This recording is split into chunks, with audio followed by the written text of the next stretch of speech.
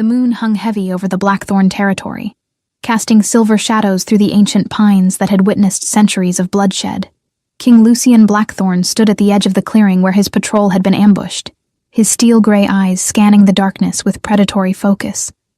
For 200 years, he had ruled the werewolf kingdoms with absolute authority, crushing rebellions before they could take root, eliminating threats with surgical precision.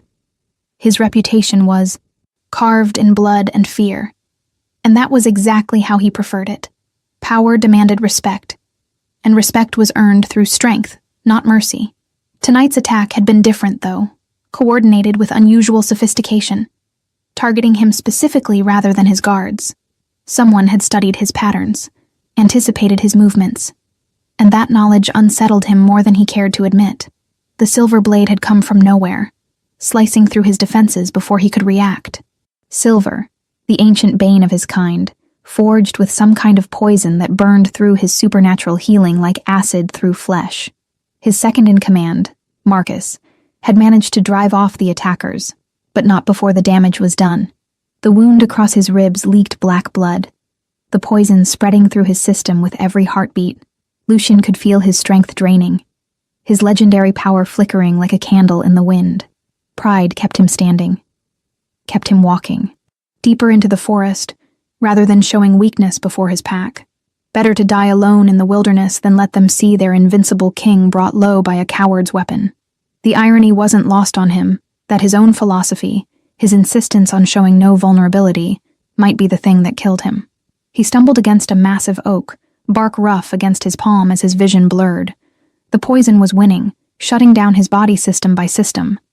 His wolf, usually a constant presence in his mind, had gone silent, retreating from the silver's corrupting touch. Lucian Blackthorn, the most feared alpha in 5 generations, was going to die alone in the forest like a wounded animal, and there was a certain poetic justice to that end. He had sent so many dissimilar fates, had shown no mercy to those who challenged his rule. Perhaps this was the universe's way of balancing the scales. His legs gave out, and he collapsed against the tree trunk, sliding down until he was out, sitting in the moss and dead leaves, breathing hard, each inhalation sending fresh waves of agony through his chest. That's when he heard it, the sound of footsteps approaching through the undergrowth. Light and deliberate, his hand went instinctively to the dagger at his belt, but his fingers were too numb to grip the handle. If this was an assassin coming to finish the job, there was nothing he could do to stop them. The footsteps stopped just beyond his field of vision, and then a voice spoke, soft and musical, tinged with an accent he couldn't quite place.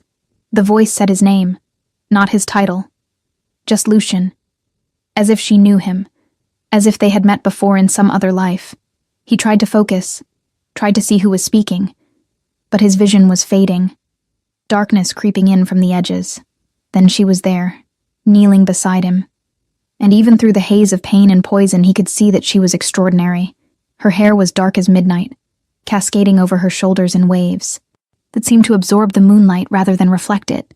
Her skin was pale as cream, luminous in the darkness, and her eyes, those impossible eyes, were violet, deep and endless as twilight itself.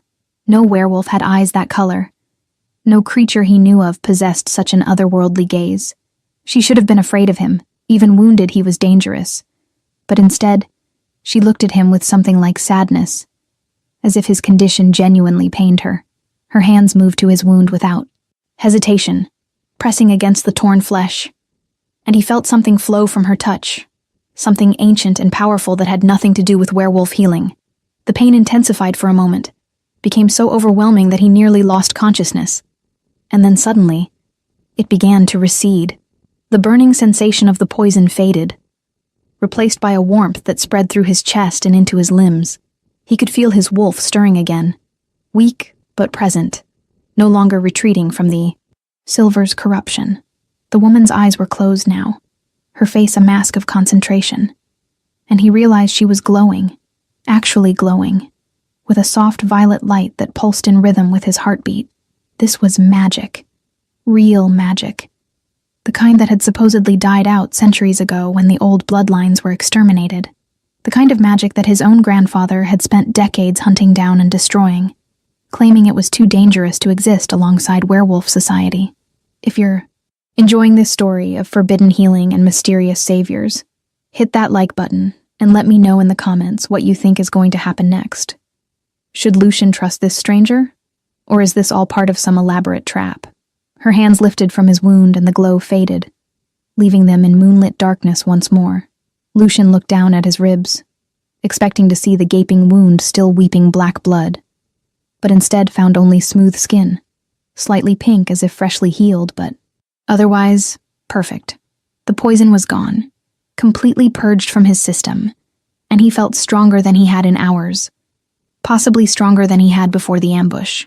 He looked up at his savior, 1,000 questions forming on his lips, but she was already standing, already backing away from him with that same sad expression in her violet eyes. He tried to speak, tried to ask who she was, what she was, why she had saved him, but his voice came out as barely a whisper, his body still recovering from its brush with death. She smiled then, just a slight curve of her lips, and it transformed her face from merely beautiful to absolutely radiant. She said nothing, offered no explanation, no name, no reason for her intervention. Instead, she simply turned and walked back into the forest, moving with a grace that seemed almost supernatural, her form blending with the shadows until he couldn't tell where she ended, and the darkness began. Lucian tried to stand, tried to follow, but his legs were still too weak, his body still too drained. By the time he managed to get to his feet, she was gone, vanished into the woods as completely as if she had never existed. Only the faint scent of wild roses and something else, something indefinable and intoxicating, lingered in the air to prove she had been real. He stood there for a long moment, breathing in that fading scent, committing it to memory with the intensity that had made him a legendary tracker. His hand pressed against his healed ribs, feeling the warmth that still emanated from where she had touched him. Something had changed in that moment of healing, something beyond the physical. He had felt a connection, brief but undeniable, like a spark of recognition between souls that had known each other across lifetimes. It was ridiculous, impossible. He didn't believe in such romantic nonsense, and yet the feeling persisted, gnawing at him with uncomfortable insistence. Who was she? Why had she saved him? And more importantly, where had she learned magic that was supposed to be extinct, wiped out by his own bloodline generations ago? Marcus found him 20 minutes later, leading a search party through the forest, their faces showing relief and confusion in equal measure when they saw him standing uninjured. His second questioned him immediately, asked what had happened, how he had survived the poison, but Lucian found himself reluctant to explain. Something about the encounter felt private, sacred even, and he wasn't ready to share it with anyone, not even his most trusted advisor. Instead, he simply said he had managed to purge the poison himself, using an old technique he had learned decades ago. It was a thin lie, one that Marcus clearly didn't believe given the skeptical look in his eyes, but loyalty kept the man from pushing further. They returned to the palace in silence, Lucian's mind still lost in thoughts of violet eyes and impossible magic. The Blackthorn Palace rose from the mountainside like a crown of stone and steel, its towers piercing the night sky, its walls fortified by centuries of paranoia and preparation. Lucian had inherited it from his father, who had inherited it from his father before him, each generation adding their own layers of security and grandeur. It was a monument to werewolf supremacy, a statement of permanent dominance over the territories they controlled. Tonight, though, as Lucian walked through its halls toward his private chambers, it felt less like a home, and more like a prison, cold and empty, despite the hundreds of pack members who lived within its walls. His near-death experience had shaken something loose in him, made him aware of an emptiness he had been ignoring for decades. Power and fear had been enough for so long, but suddenly they felt hollow, insufficient to fill the void that yawned inside his chest. He dismissed his guards once he reached his rooms, wanting solitude to process everything that had happened. The chambers were exactly as he had left them that morning, austere and functional, decorated with weapons and trophies from past conquests, rather than anything resembling comfort or personality. He moved to the window that overlooked the forest, staring out at the dark expanse of trees, wondering if she was still out there somewhere, watching him perhaps, or already miles away, having forgotten their encounter entirely. The thought that she might not remember, might not have felt that same spark of connection, bothered him more than it should. He was Lucien Blackthorne, Alpha King, answerable to no one, certainly not affected by a brief meeting with a mysterious stranger, no matter how beautiful or powerful she might be. But even as he tried to convince himself of his indifference, his mind kept returning to those violet eyes, to the gentleness in her touch, to the sadness in her expression as she looked at him. She had known who he was. That much was clear. And yet she had saved him anyway. That suggested either incredible foolishness or incredible courage, possibly both. Most people in the territories feared him, hated him, or both. Respect was universal, but affection was non-existent. And he had always told himself that was fine, that love was a weakness he couldn't afford. Leaders who were loved could be manipulated through that affection, could be made soft and vulnerable, better to be feared, to maintain absolute control through strength rather than sentiment. It was a philosophy his father had drilled into him from childhood, reinforced through brutal lessons about the cost of mercy. Yet his mysterious savior had shown him mercy, had risked herself to heal someone she should have left to die, and that act of compassion haunted him in ways he couldn't fully articulate. He had spent 2 centuries building walls around himself, eliminating anything that might be construed as weakness, and now this woman had cracked those defenses with a single act of kindness. It was unsettling, infuriating, and absolutely fascinating all at once. Lucien pressed his palm against the cool glass of the window, his reflection staring back at him, and for the first time in decades he saw something in his own eyes that looked almost like longing. He wanted to see her again, needed to understand who she was and why she had done what she did. More than that, though, he wanted to experience again that moment of connection, that brief flash of something that felt almost like recognition, like coming home to a place he hadn't known he was missing. Subscribe to the channel if you want to see what happens when the most feared Alpha King becomes obsessed with finding the one person who showed him mercy. This is just the beginning of their story. The next morning, Lucien called a council meeting, gathering his most trusted advisors and warriors in the Great Hall. The room was designed to intimidate, with high ceilings supported by massive columns carved with the history of his lineage, walls decorated with weapons taken from defeated enemies, and a throne of black marble that elevated him above everyone else in the space. His council filed in with the usual mixture of respect and apprehension, taking their assigned seats at the long table that stretched before his throne. Marcus was there, along with Victoria, his master of intelligence, Thomas, who commanded his military forces, and Helena, who managed relations with the lesser pacts that paid tribute to Blackthorne authority. Each of them had served him for decades, had proven their loyalty through blood and sacrifice, and yet he trusted none of them completely. Trust was another luxury he couldn't afford, another potential weakness that enemies could exploit. He began the meeting by addressing the ambush, describing the attack in clinical detail, while carefully omitting any mention of his mysterious healer. His survival, he claimed, was due to his own resilience and an experimental antidote he had been developing for silver poisoning. Another lie, but one that fit the narrative of his invincibility better than the truth would have. Victoria reported that her network had identified the attackers as members of the Ashwood Rebellion, a group that had been growing bolder in recent months, conducting raids on supply lines and encouraging lesser pacts to withhold their tributes.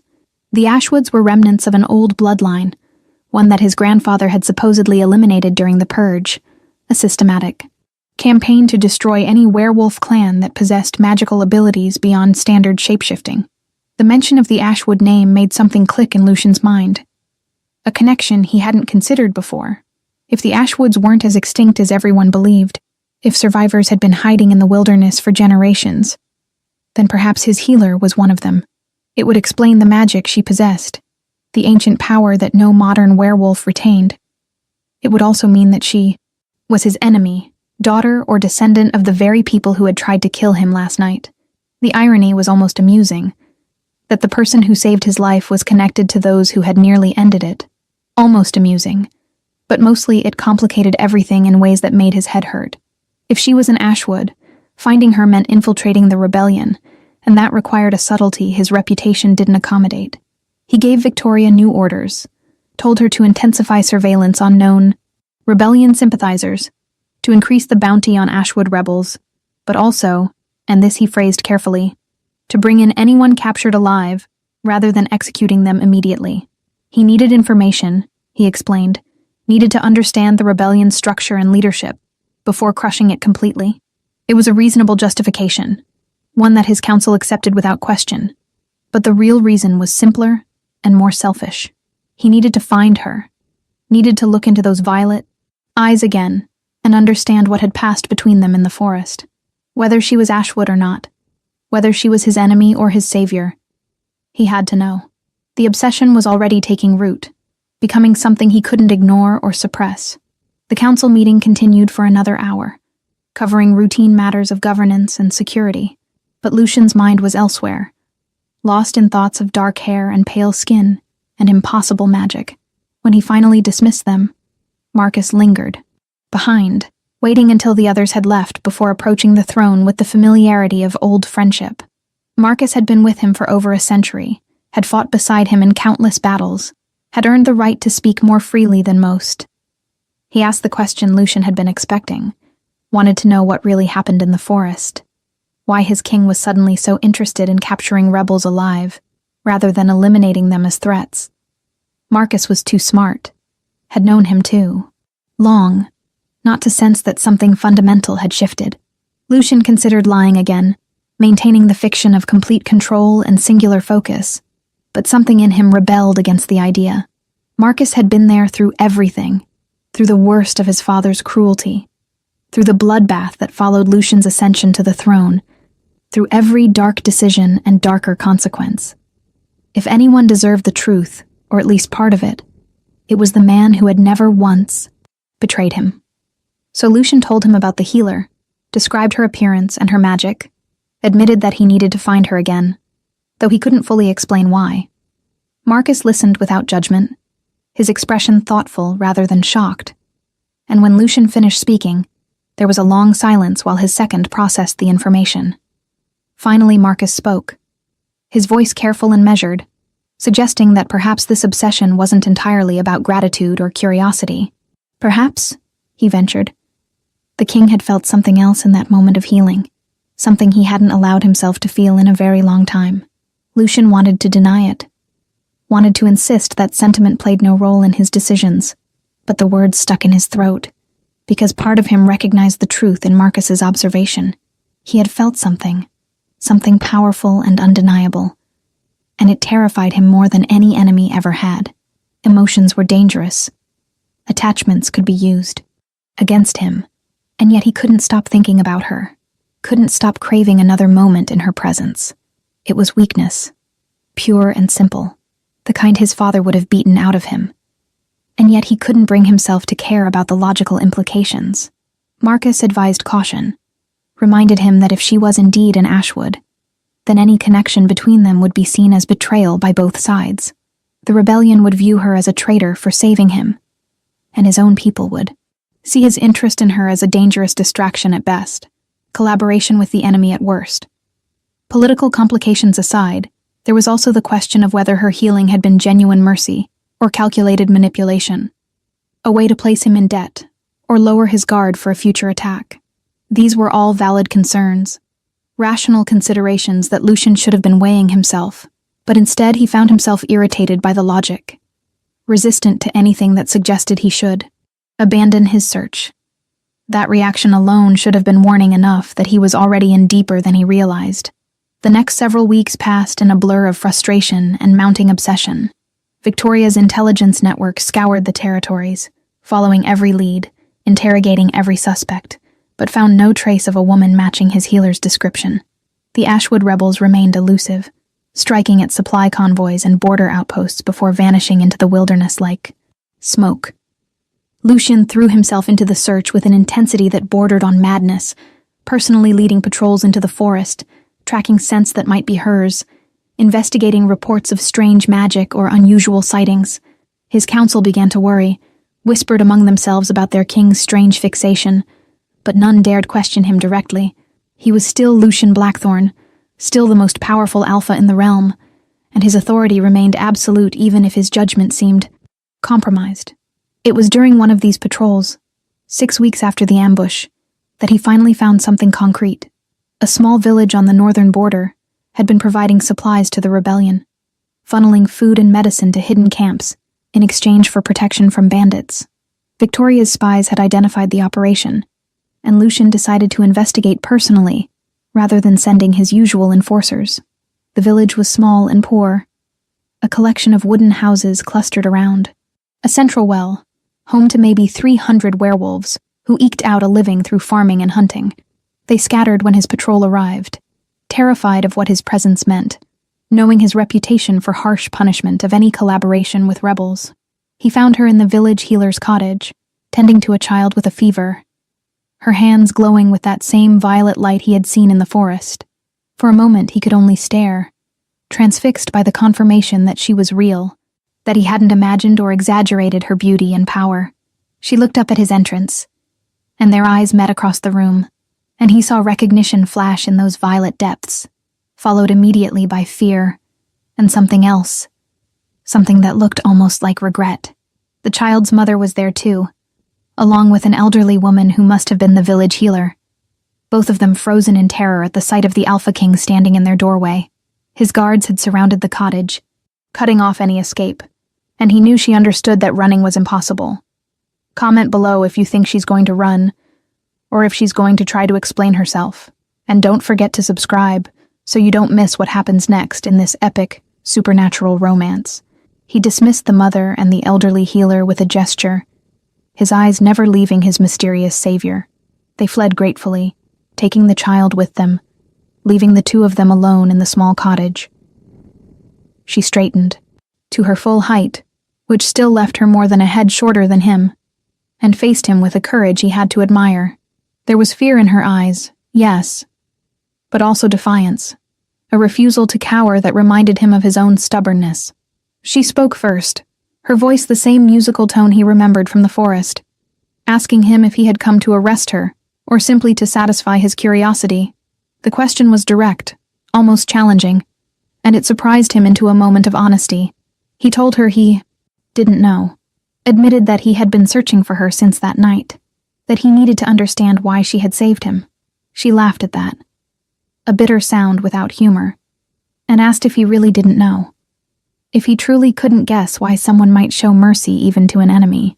The rebuke stung more than it should have, forced him to confront the reality that his reputation was built on cruelty, that mercy was so foreign to his rule that even receiving it confused him.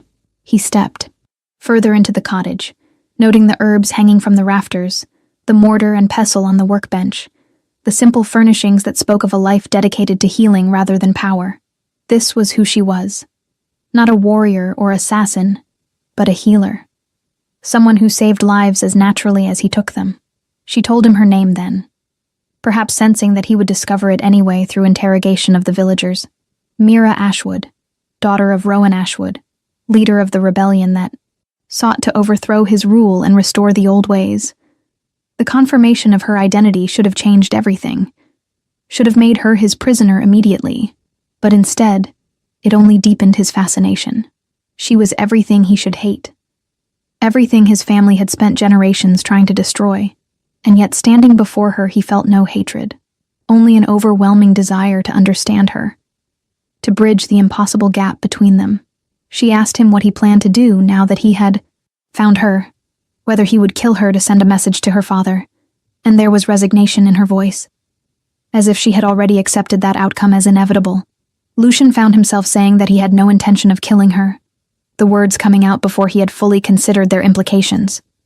She looked skeptical, pointed out that he had built his reputation on exactly such executions, that mercy wasn't something the Alpha King was known for. He couldn't argue with that. Assessment. Couldn't deny the blood on his hands. But he also couldn't reconcile the image of himself as a monster with the woman standing before him who had saved his life for no reason beyond basic compassion. He asked her why she had done it, Why she had healed him when leaving him to die would have served her cause far better. Her answer was simple and devastating in its honesty. Said she couldn't watch anyone suffer when she had the power to help them.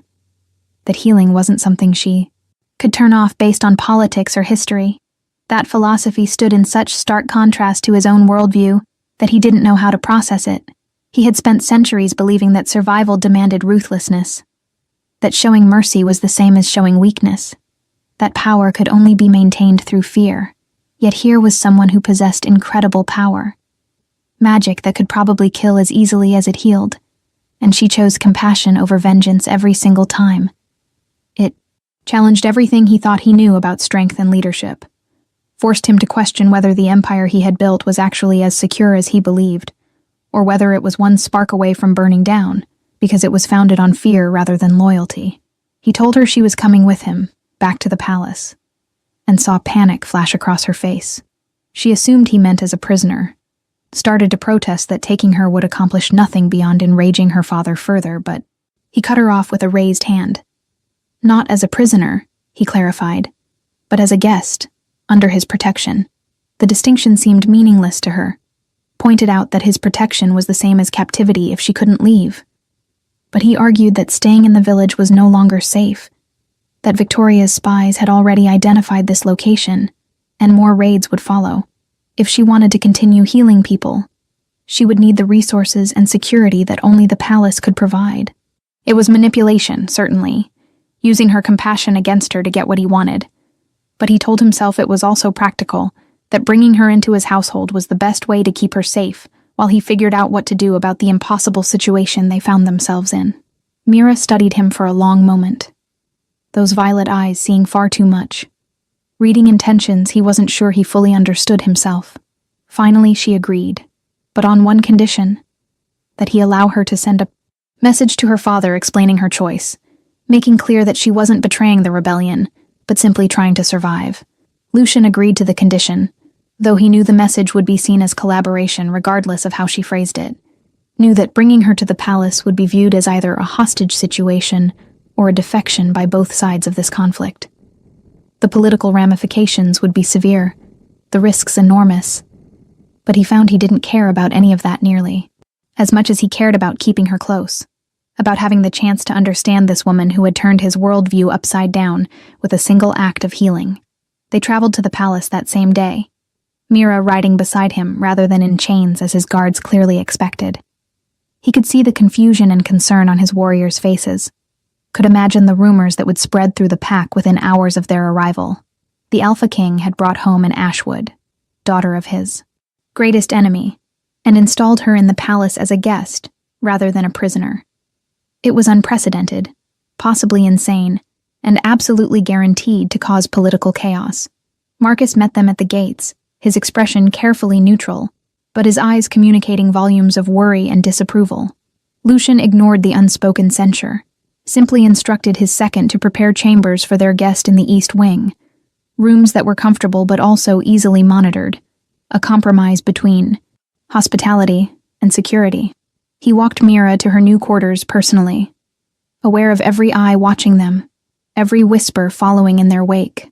The rooms he had assigned her were beautiful, decorated in soft greens and golds, with windows overlooking the gardens, and a private bathroom that most pack members would envy. She took in her surroundings with an unreadable expression, running her fingers over the silk curtains, the carved furniture, the fresh flowers someone had hurriedly arranged on, the table. When she finally spoke, her voice was quiet, but firm, making clear that luxury didn't make a cage any less confining, that beautiful chains were still chains. He accepted the rebuke without argument, acknowledged that yes, she was essentially his prisoner regardless of the terminology he preferred, but insisted that this situation was better than the alternatives available to both of them. He left her to settle in, posted guards outside her door with strict instructions that she was to be treated with respect, and provided anything she requested within reason. Then he retreated to his own chambers and tried to process everything that had just happened, tried to understand why he had just committed political suicide by bringing an enemy into his house and heart, because that's what this was. He could no longer deny it to himself, even if he maintained the fiction for everyone else. He was falling for her, had probably been falling since that moment in the forest when she touched him and drove the poison from his body. It was madness, dangerous and foolish and potentially fatal. But it was also undeniable. A force of nature he had no more chance of stopping than he could halt the moon in its path across the sky. Over the following days, a strange routine developed in the palace. Mira spent her mornings in the gardens, tending to the herbs she requested for healing work, and her afternoons in a workroom he had set up for her, creating medicines and treating servants who came to her with various ailments. She never asked to leave the palace, never attempted escape, but he could see the longing in her eyes when she looked toward the forest, the homesickness that she tried to hide behind busy activity. He found himself visiting her workroom more often than he should, inventing excuses to check on her progress, to ask questions about her healing methods, anything that gave him a reason to be in her presence. Their conversation started out stilted and careful, both of them dancing around the enormous complications between them, but gradually became more natural, more honest. She told him about growing up in hiding, constantly moving from camp to camp, learning healing magic from her grandmother while her father trained warriors for rebellion. She described a childhood defined by fear and secrecy, by the constant awareness that discovery meant death for her entire family. Her grandmother had been the last surviving healer from before the Purge, had spent decades preserving the old knowledge, teaching Mira not just the techniques of healing, but the philosophy behind it, the belief that all life was sacred and deserving of protection. It was a worldview so different from what Lucian had learned that it might as well have come from another planet. Yet hearing her describe it made him question things he had always accepted as truth. In turn, he told her things he had never shared with anyone, admitted the crushing weight of his father's expectations, the brutal lessons about power and control, the day he had taken the throne by killing his own father in ritual combat, because that was the only way succession happened in their world. He told her about the loneliness of absolute power, the isolation that came from being feared rather than loved, the growing suspicion that everything he had built was hollow at its core. These conversations happened late at night, when the palace was quiet and the rest of the world felt far away. Just the two of them in her workroom surrounded by herbs and moonlight, sharing pieces of themselves they had never trusted to anyone else. If this story is pulling at your heartstrings, make sure you're subscribed to the channel so you can see how this impossible romance develops. Hit that notification bell too. The council, predictably, was not pleased with the situation.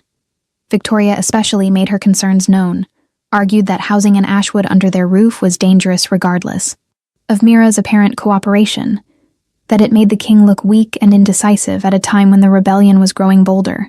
Helena worried about the message it sent to other packs, feared they would interpret his mercy as a sign that rebellion would be tolerated or even rewarded.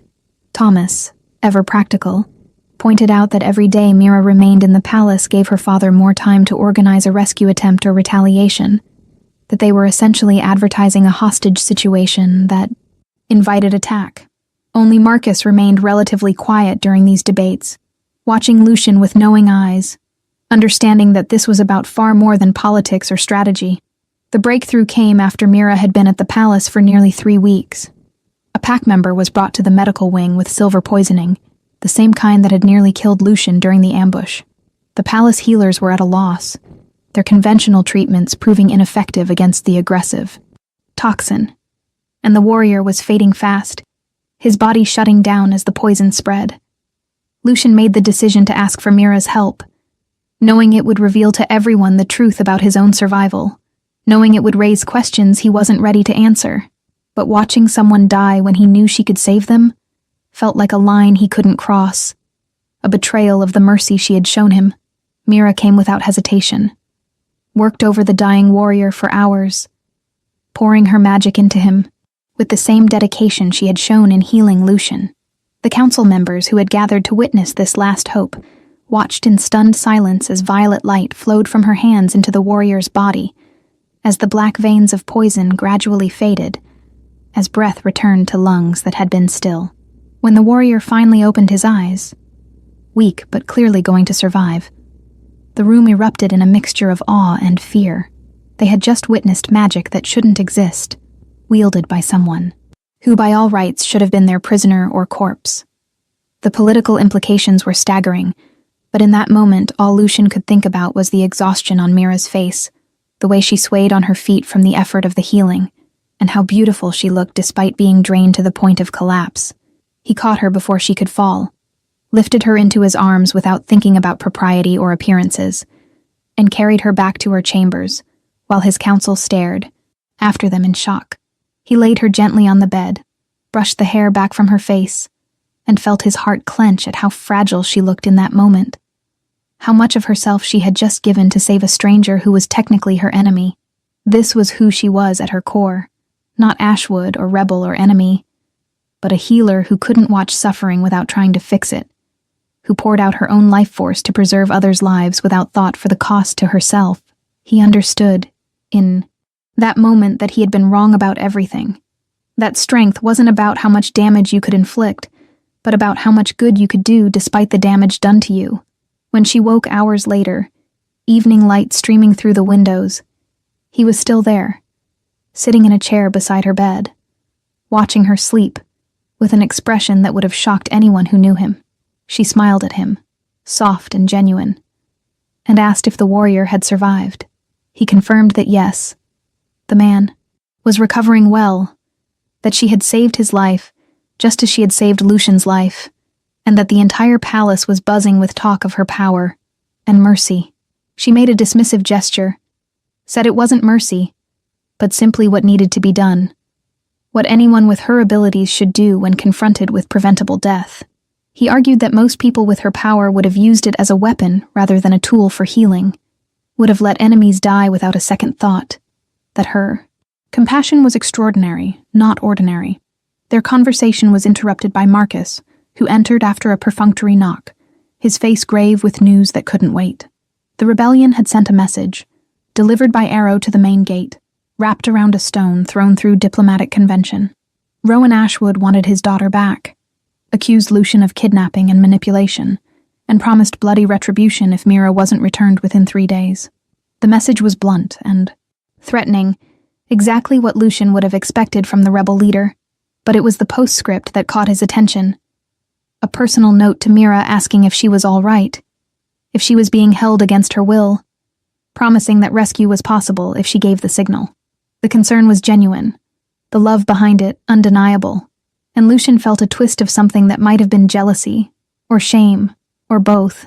Mira read the message with tears in her eyes, clearly torn between relief that her father still cared and distress that he thought she needed rescuing.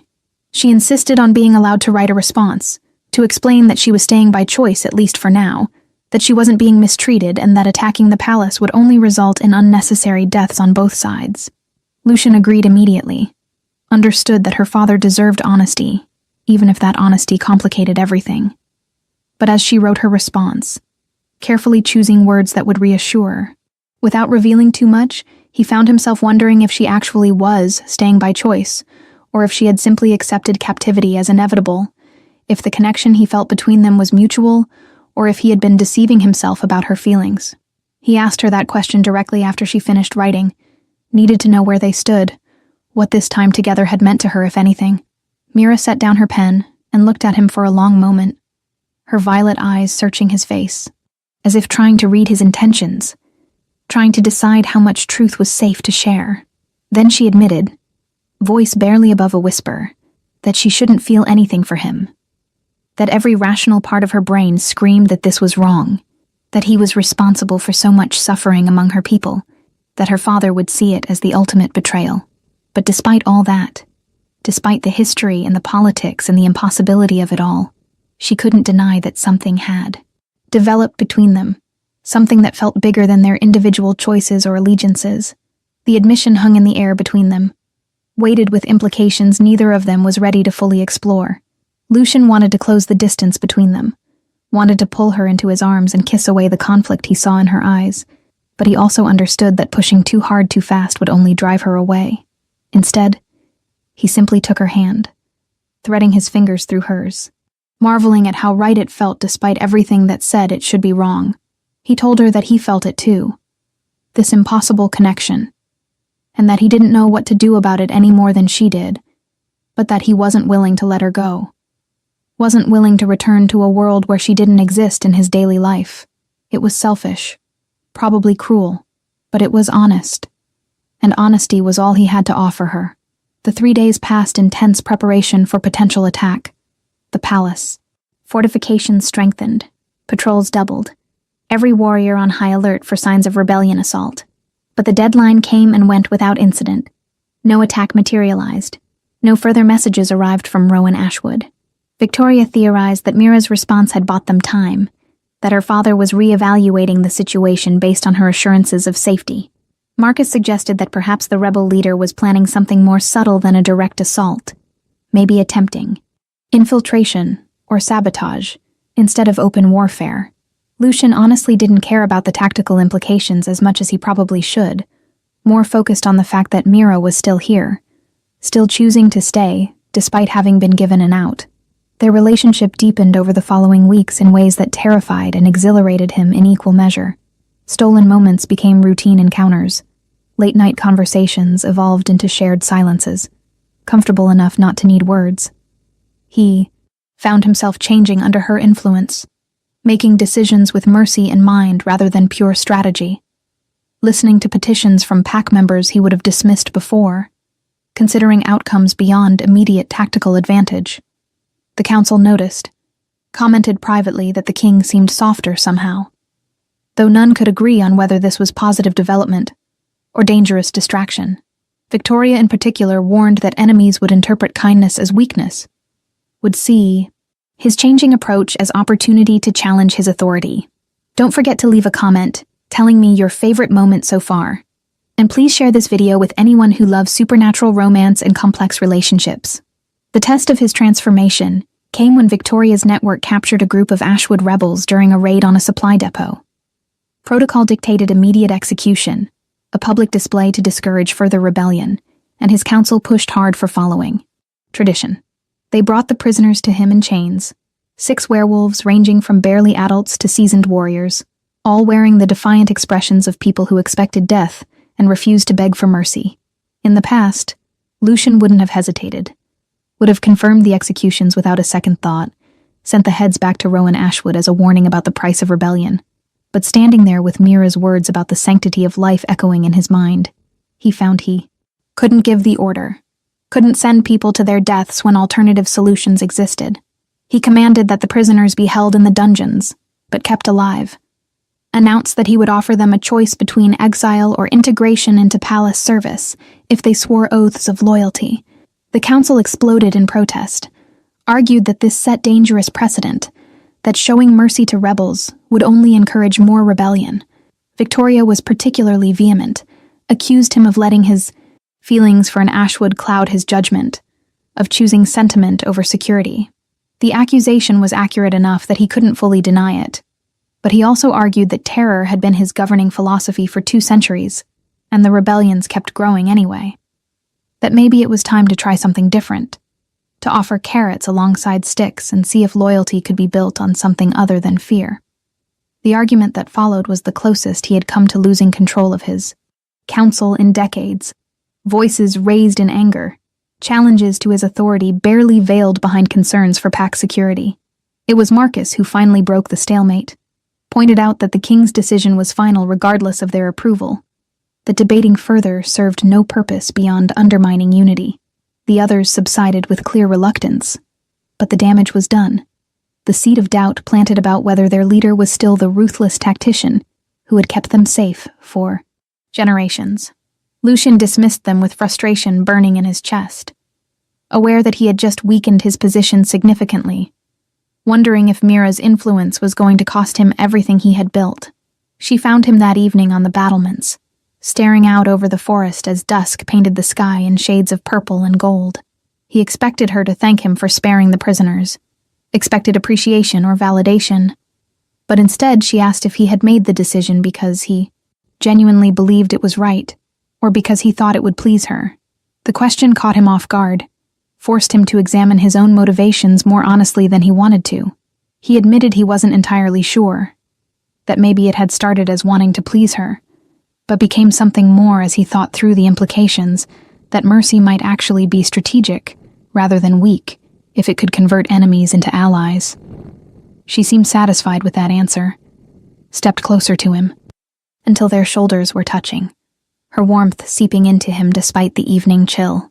Mira told him about her childhood memory of the purge, even though she had been barely old enough to remember. The night her grandmother had woken her and her father up with urgent whispers that death was coming. They had fled into the forest, while Lucian's grandfather's forces burned their village, killed everyone who couldn't escape fast enough, erased an entire community from existence in the name of consolidating power. She had spent her whole life believing that his bloodline represented everything evil in the world, that the Blackthorns were monsters incapable of redemption or change. Meeting him, seeing glimpses of the person beneath the crown and reputation, had challenged all those assumptions, forced her to confront the uncomfortable truth that the world was more complex than the stories she had been told. He had no defense to offer against the history she described.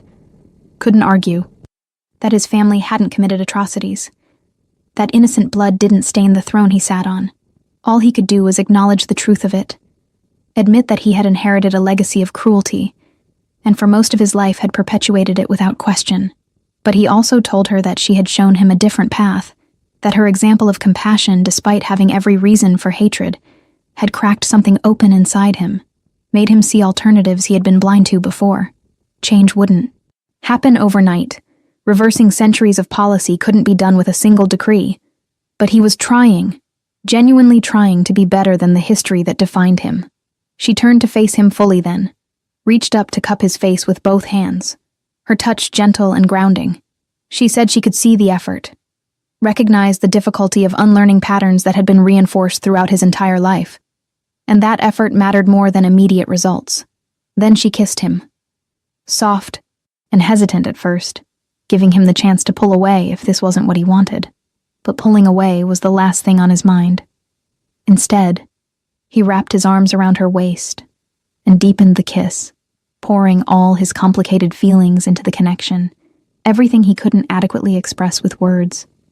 It was perfect and terrifying, this moment of vulnerability between two people who should have been enemies, who were building something fragile and precious on the ruins of generations of hatred. They broke apart eventually, both breathing hard, foreheads resting together in the gathering darkness. He told her he loved her, the words tumbling out without conscious decision, raw honesty that bypassed all his usual filters and defenses. She laughed through tears, admitted she loved him too, despite the absolute insanity of it, despite knowing that their respective families would view this as betrayal of the highest order. They stood there holding each other as stars. Emerged overhead, two people caught between worlds, building a bridge across a divide that everyone insisted was uncrossable. It should have been impossible. This love between Alpha King and Ashwood Healer. But standing there with her in his arms, Lucian had never felt anything more real or more right. The political fallout from his mercy toward the prisoners and his obvious relationship with Mira came swiftly and severely. Lesser pacts that paid tribute to Blackthorn authority began to question whether their king was still strong enough to maintain order, whether his protection was worth the cost they paid. Victoria reported increased chatter about potential challenges, other alphas considering whether this might be the moment to test Lucian's defenses, to see if the legendary warrior had gone soft. Within his own pack, divisions formed between those who supported their king's new direction and those who saw it as dangerous weakness. The council meetings became battlegrounds of philosophy, debates about whether leadership through fear or loyalty produced more stable societies, whether mercy was strength or abdication. The rebellion, meanwhile, was equally divided about Mira's situation. Some among the Ashwood rebels saw her relationship with Lucian as strategic brilliance, a way to influence the king toward more lenient policies from within his own household. Others viewed it as collaboration with the enemy, argued that she had betrayed everything they fought for by falling in love with the man who symbolized their oppression.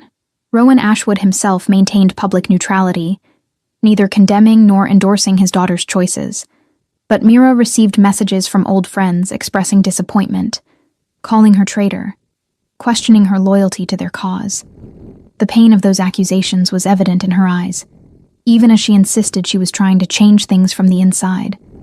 trying to prove that their enemy was capable of transformation. The crisis came to a head when a faction within Lucian's own council attempted a coup, a carefully planned assassination during a routine strategy meeting. Victoria had discovered the plot days before, had brought evidence to Lucian in private, urged him to execute the conspirators immediately to send a message about the price of betrayal. But Lucian, guided by his developing philosophy of mercy, had instead confronted the plotters openly, offered them the chance to air their grievances, to explain why they felt removing him was necessary.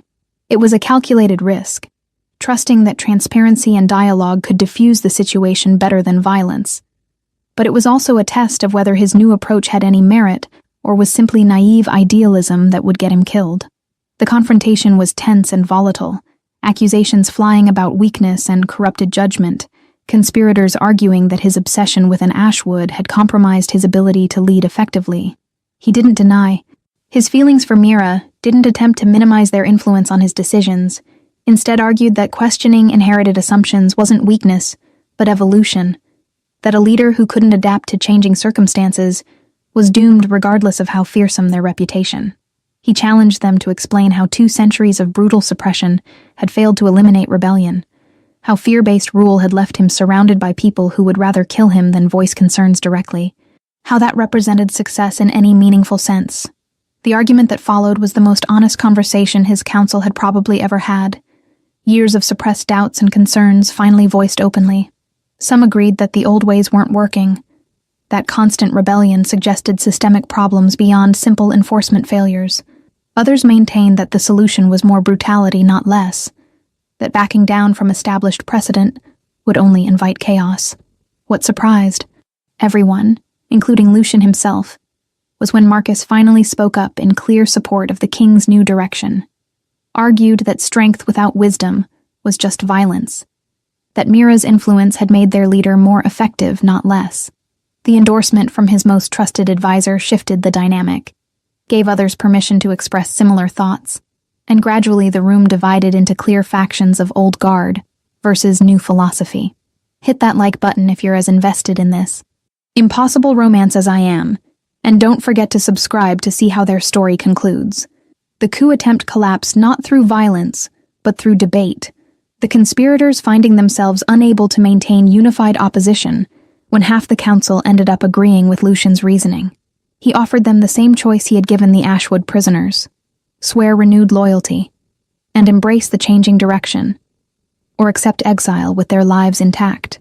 Most chose to stay, to give this new approach a chance, though a few took the exile option, unable to reconcile themselves to serving under what they saw as compromised leadership. Victoria was among those who stayed, though she made clear her skepticism about whether mercy would prove sustainable long-term, whether enemies would interpret kindness as opportunity rather than olive branch. In the aftermath, Lucian called a gathering of all major pacts, announced his intention to renegotiate the tribute system, to shift from domination through fear toward alliance through mutual benefit. The announcement was met with shock and suspicion. Generations of werewolves unable to believe that the ruthless Alpha King was genuinely offering partnership, rather than simply presenting subjugation in gentler language. He invited pack leaders to send representatives to the palace, to participate in negotiations about fair tribute rates, about protections and responsibilities that flowed both directions, about building a society where rebellion seemed less appealing than cooperation. It was ambitious, bordering on delusional, trying to restructure an entire political system that had persisted for centuries, but it was also necessary if he wanted to build something lasting, rather than simply maintaining his position until the next assassination attempt succeeded. Mira worked beside him throughout the process, her presence serving dual purpose as both legitimizing his outreach to former enemies and providing practical example of bridge building across impossible divides. Together they drafted new policies, mediated disputes, demonstrated through their own relationship that reconciliation was possible, even between people with every reason to remain enemies. It was exhausting and frustrating work. 2 steps forward and 1 step back, dealing with centuries of accumulated grievances and justified mistrust on all sides. But slowly, painfully, progress happened. Agreements were reached. Frameworks established for a different kind of society than had existed before. The turning point came when Rowan Ashwood himself agreed to meet, to discuss potential terms for the rebellion to stand down in exchange for meaningful reforms. The meeting was tense beyond description. Father and daughter reunited after months of separation, former enemies facing each other across a negotiating table instead of a battlefield. Rowan Ashwood was exactly what Lucien had expected. A weathered warrior with eyes that had seen, too, much loss. A leader who carried the weight of his people's suffering with visible determination.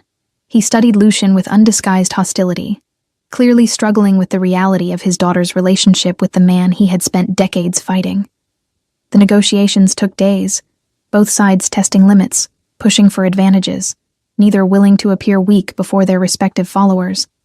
But eventually, with Mira mediating the worst disputes, with Marcus providing practical military input, with careful compromise on both sides, they reached an accord. The rebellion would cease active hostilities in exchange for reforms that addressed their core grievances: representation in governance structures, protection for werewolves with magical abilities rather than persecution, investigation and redress for past atrocities including those committed during the Purge. It wasn't perfect, left plenty of room for future disputes, but it was a foundation, a starting point for building. Something better than the cycle of violence that had defined their history. The personal reconciliation between Rowan and Mira was more complicated than the political agreement. Father and daughter spending hours in private conversation that Lucien was pointedly not invited to join. When they emerged, both looked emotionally drained, but also somehow lighter, as if a weight had been lifted through honest communication. Rowan told Lucien bluntly that he didn't like him, probably never would, that too much blood stood between them for genuine friendship. But he also acknowledged that his daughter loved this man, and that he trusted her judgment, even when he didn't understand her choices, and that for her sake, he was willing to try to build something approaching civil relations. It wasn't forgiveness, wasn't absolution for past crimes, but it was enough to work with, enough to build on. The formal ceremony marking the peace accord took place in the palace courtyard, witnessed by representatives from every major pack, covered by messengers who would carry word throughout the territories. Lucien and Rowan signed the documents side by side, symbolizing the end of generations of conflict, the beginning of a new approach to governance based on something other than fear and domination. It should have been a triumph, a moment of pure satisfaction at achieving what everyone had insisted was impossible. But instead, Lucien felt mostly tired, aware of how much work still lay ahead. How many people on both sides remained unconvinced that this peace could last? But then Mira was there beside him, taking his hand in hers, her violet eyes shining with pride and love. And suddenly the exhaustion faded into something like hope. They had done this together, built a bridge across the deepest divide imaginable, proved that change was possible even when everyone insisted otherwise. It wasn't a happy ending because the story wasn't over, would never truly be over, but it was a beginning, a foundation they could build on. He pulled her close, kissed her in front of everyone, making a public declaration of what everyone already knew, that his heart belonged to an Ashwood, that his future was tied to hers regardless of political complications. The epilogue to their story unfolded over the following months as new policies took effect, as the society they envisioned slowly became reality. There were setbacks, moments when old hatreds threatened to derail everything they had built. Times when Lucien questioned whether he had the strength to continue leading through persuasion, rather than domination. But always Mira was there, reminding him why they had chosen this path, showing through her own example that compassion could coexist with strength, that healing was harder but more valuable than harm. They married in a ceremony that blended traditions from both Blackthorn and Ashwood cultures, witnessed by former enemies who were learning to become allies. Celebrated by people who had never imagined their king would choose love over political advantage. It wasn't the ending anyone would have predicted when Lucien lay dying in the forest, and a mysterious woman with violet eyes saved his life. But it was the ending they had fought for. The future they had chosen together against all odds. As they stood before their people, hands joined, promising to build something better than what they inherited, Lucien felt more powerful than he ever had ruling. Through fear, understood finally that strength came not from what you could destroy, but from what you chose to protect. The Alpha King's enemy had saved his life that night in the forest, vanished into the woods carrying his heart with her, And in finding her again, he had found himself. Discovered the man he was meant to be, rather than the monster his history demanded. And Mira, the healer who couldn't watch suffering without trying to fix it, had saved more than just his life. She had saved his soul, shown him that redemption was possible even for someone who had done terrible things. Together, they proved that love could bridge any divide, that mercy could be strength, that the future didn't have to be defined by the past. It was the beginning of a new story, one written by people who refused to accept that enemies were forever, that changed hearts couldn't change worlds. Thank you so much for watching this epic supernatural romance. If you loved this story of an impossible love that transformed kingdoms and hearts, please hit that like button, subscribe to the channel, and let me know in the comments what you thought of Lucien and Mira's journey. Should I create more stories like this? What supernatural romance tropes do you want to see next? Your support means everything, and helps me create more content like this. Until next time, remember that even the darkest hearts can find redemption through love.